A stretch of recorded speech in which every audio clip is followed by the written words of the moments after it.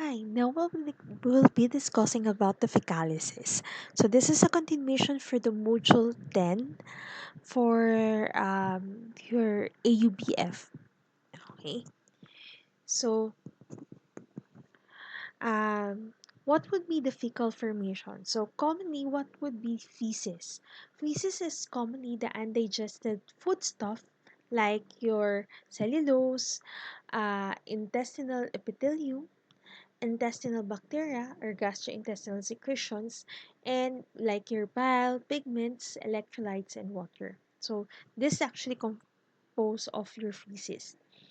However, we need to know what would be the importance of doing the fecalysis. So hindi lang to para makita natin if there would be problem, um, if there would be bacteria, parasite, and viruses in our gastrointestinal tract, but also it would have an idea about other stuff like pancreas uh, insufficiency, if there would be problem in the bile production, and also if there would be other problems like enzyme insufficiency in the enzyme, uh, and also kapag kunwari merong problem dun sa mga organs ng ating gastrointestinal tract. Okay? So, normally, the fecal materials are commonly 100 to 200 grams only. Why? Because, di ba kahit gano'ng karaming kinakain natin, if matutubig naman yung mga kinakain natin, water is reabsorbed by the body.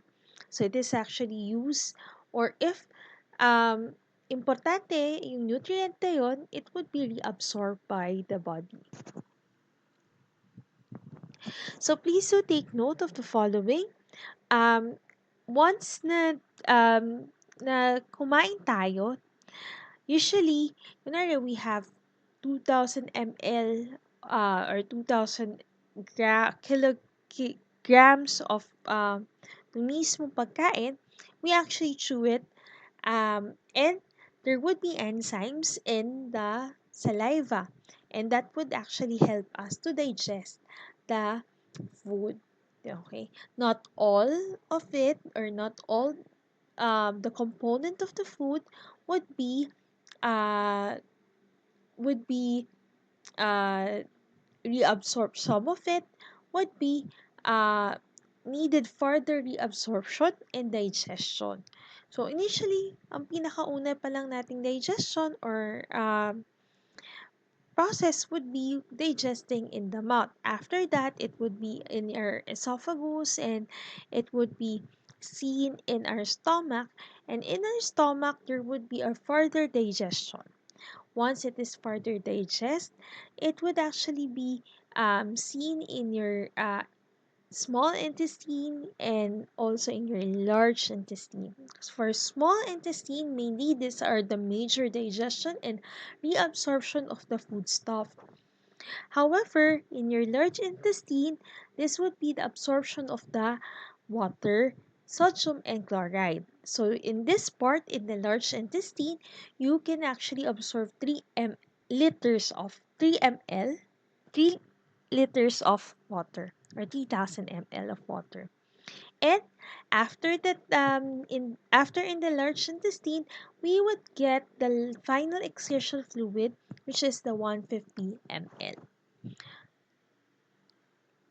So please do take note also that commonly we would have once that we digest it, or meron na tayo for the large intestine, hindi lang dun natatapos, nagkakaroon, we can actually have yung feces na tinatawag.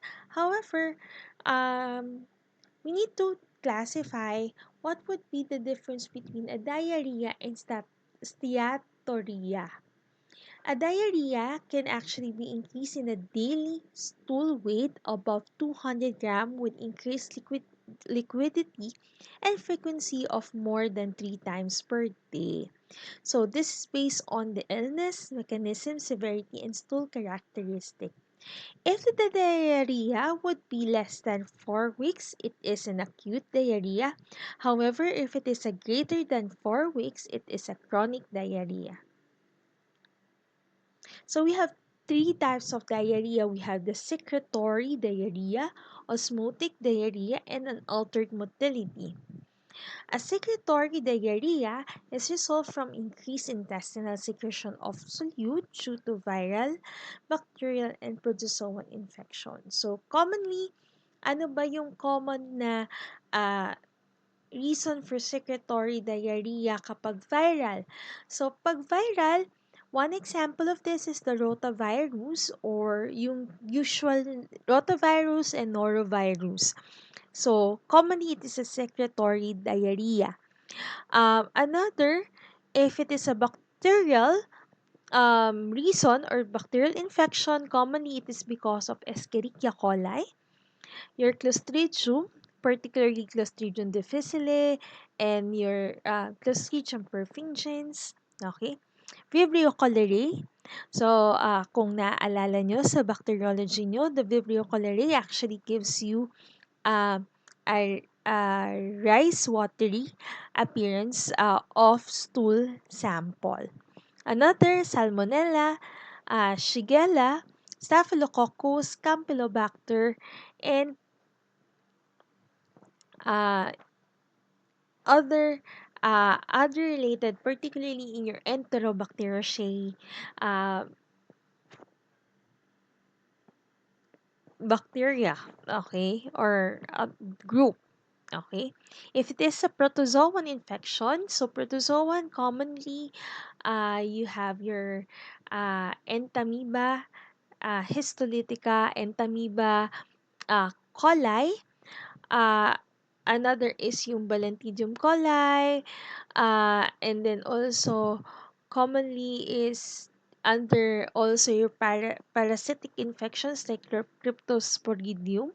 Okay, yes, Cryptosporidium, and also some of the parasites like Georgia lambia. Okay, so this would actually the possible uh, cause of the diarrhea or secretory diarrhea will be viral, bacterial, and protozoan infection or parasitic infection. So um, it can also be due to drugs, stimulant, laxative, hormones, inflammatory bowels disease, Crohn's disease, ulcerative colitis and lymphocytic colitis, and endocrine disorder, hyperthyroidism, the Zollinger-Ellison syndrome and lymphoma, neoplasm, and your collagen vascular disease. So for osmotic diarrhea, this is an incomplete breakdown or reabsorption of food present increased fecal material to the large intestine, so resulting in the retention of water and electrolyte in the large intestine. So, osmotic diarrhea would have a malabsorption and maybe due to malabsorption and maldigestion. So, for this one, there would be a lower electrolyte, increased stool molality, and increased osmotic count. This diarrhea, osmotic diarrhea, is probably due to uh, disaccharidase deficiency, or this would actually lead to lactose intolerance. So malabsorption or the celiac sprue, poorly reabsorbed sugar like your lactose, sorbitol, and mannitol, laxative, magnesium-containing antacid.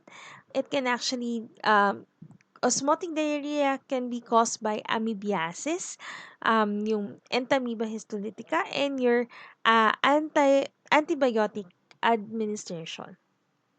So, next would be the altered motility. So, it's what would be the difference between hypermotility and yung constipation? So, maaalala nyo to, lalo na kapag naaalala nyo yung mga commercials ng Lomotil, yung loperamide, okay? So, that would actually be commonly for loperamide because of the hypermotility. So, this is enhanced motility, meaning nagkakaroon tayo ng um, problems sa bowel movement or bowel syndrome. However, if it is a constipation, slow naman yung motility ng ating ah, gastrointestinal tract. So, altered motility is seen in irritable bowel syndrome. So, mainly because the nerve and the muscle of the bowel are excess sensitive, and this would actually have cramping, bloating, and flatulence, diarrhea, and then constipation.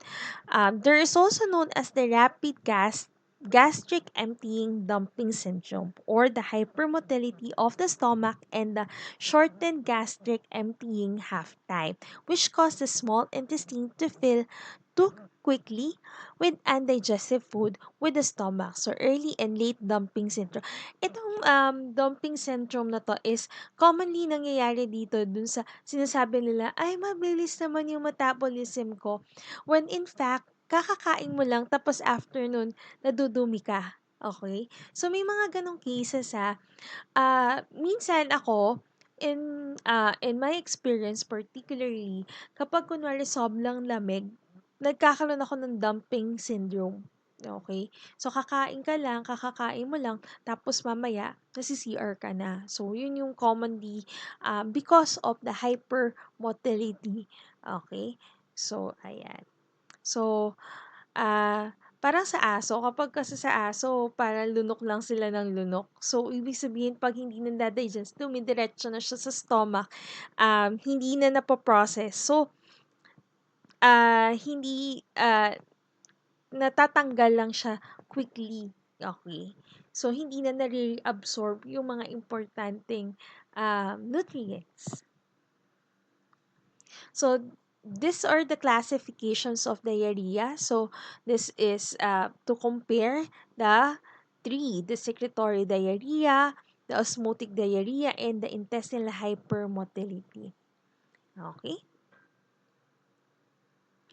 So, common fecal tests to actually check diarrhea, particularly for secretory and osmotic. Secretory diarrhea, if for stool cultures, ova and parasite examination, rotavirus immunoassay, and the fecal leukocyte. However, if you're testing for the osmotic, diarrhea, it needs to be microscopic fecal fats, muscle fiber detection, qualitative fecal fats, trypsin screening, microscopic fecal fats, um, quantitative fecal fats, clinitests, decylose tolerance test like lactose tolerance test, fecal electrolytes, stool pH, and the fecal osmolality.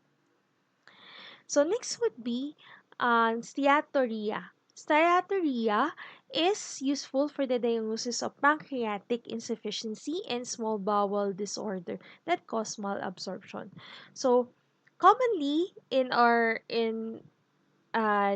lipase would actually break down the triglyceride and the fats.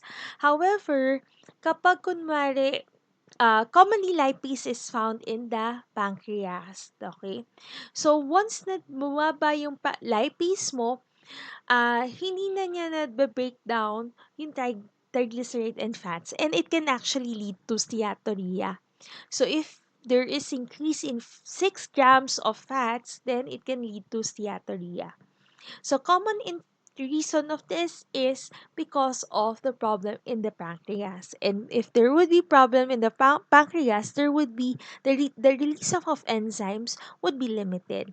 So, what would be the possible reason of pancreatic disorder? Commonly, cystic fibrosis, chronic pancreatitis, carcinoma, and decrease in pancreatic enzyme, which is relipase. So how can you actually test for the steatorrhea? So one example is the D-xylose test. So the D-xylose test can actually, if you're testing it in a low urine, if there would be low urine D-xylose in malabsorption and steatorrhea, so if there would be bacterial overgrowth, intestinal resection, celiac disease, tropical sprue, lymphoma, Whipple's disease, Georgia lamblia infestation, and your Crohn's disease and intestinal ischemia. So note the D xylose test is normal in pancreatitis patient. So that's all for the introduction for fecalysis. Next, we'll be discussing more of the specimen collection and other tests as well. Thank you and good day.